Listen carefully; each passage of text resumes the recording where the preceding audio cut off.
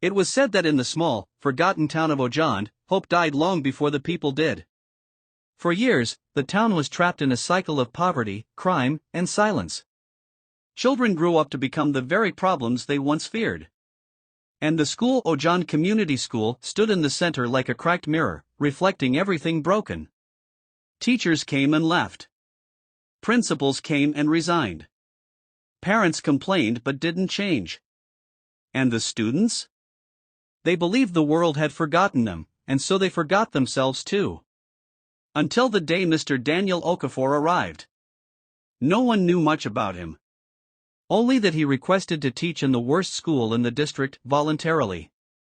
People thought he was strange, bold, or maybe just stupid. But what they didn't know was that he carried a secret. When Mr. Daniel first walked into the school compound, children were fighting near the dusty field. 2 boys were throwing punches while a crowd cheered. No teacher intervened. Mr. Daniel did not shout. He simply walked between them and held out his palms. Enough. The boys froze, not out of fear, but confusion. No one had ever stopped them gently before. His first day in class wasn't better. Out of 40 students, 7 were sleeping. 10 were talking. 5 were chewing gum loudly. 1 was watching a movie on her phone. And the rest stared at him like he was a madman who lost his way. But Mr. Daniel smiled.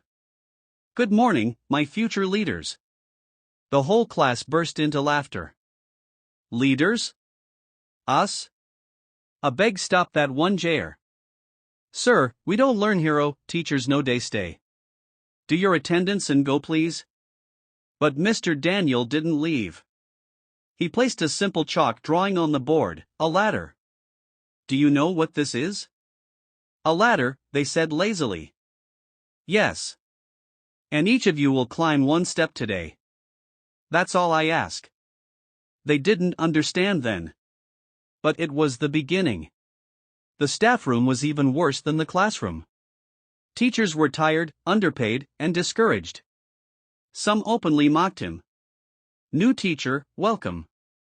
Just survive 1 month. Don't stress yourself. These kids don't care. Why apply here when you could teach in the city?" He only gave a soft smile.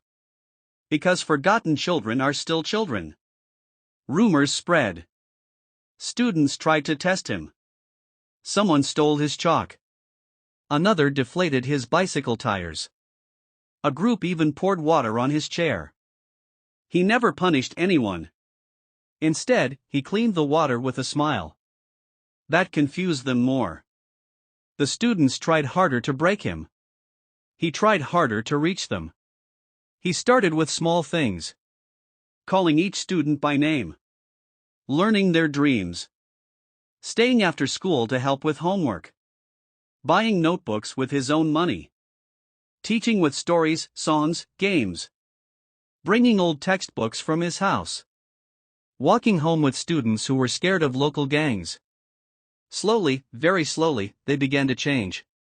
Not because he demanded it, but because he believed they could. One evening, it rained heavily.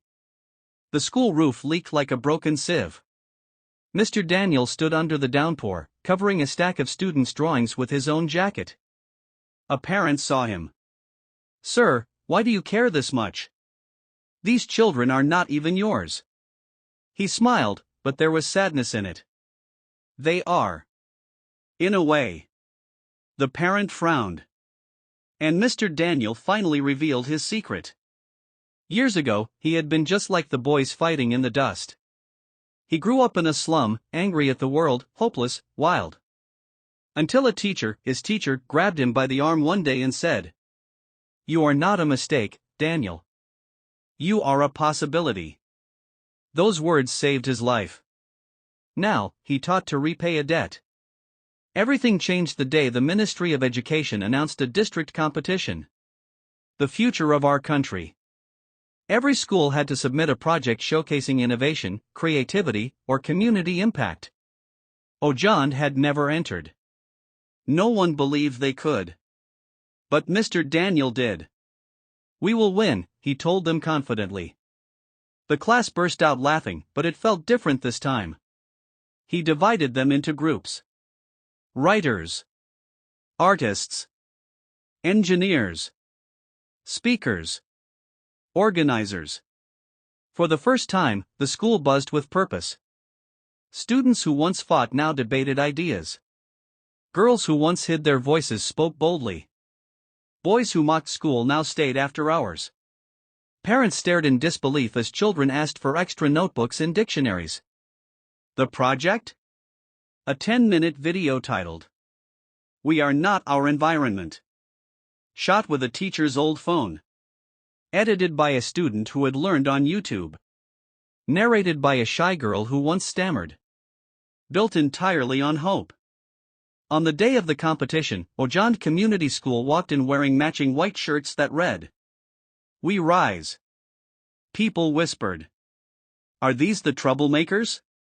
This is the worst school. Why are they even here?" But when their video played, the hall went silent. It showed their cracked walls, broken desks, leaking roofs. And then showed the students reading, learning, dreaming, smiling. Narrator's voice. "We are not what we were told. We are not our streets. We are not our scars. We are children learning to rise. Because one teacher believed we could." When the video ended, people stood, clapped, cried, cheered. Ojand Community School won first place.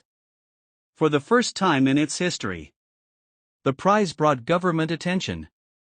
Funds were released. The school was renovated. Scholarships created. Parents became involved. New teachers applied to join the transformed school. And the students? They rose. Some became engineers. Some became nurses. Some became teachers. One became a lawyer fighting for children's rights. Another became a filmmaker because of that video. Every year, graduates return to visit the man who started it all. "Sir, you saved us. Sir, without you, I don't know who I'd be. Sir, you changed everything." He always shook his head softly. "No, my children. I only held the ladder. You climbed it." Years later, at a national education conference, a speaker announced, "Statistics show that in the last decade, crime in Ojand dropped by 73%. School enrollment increased by 61%. And over 2,000 students from the town are now in universities and professional fields." He paused. "And it all leads back to one teacher." The audience erupted. Somewhere in the back row, an older, gray-haired Mr. Daniel sat humbly, hands folded, eyes misty. He never wanted fame. He only wanted change. And he got more than he ever dreamed. He didn't save one student. He didn't save one class. He saved an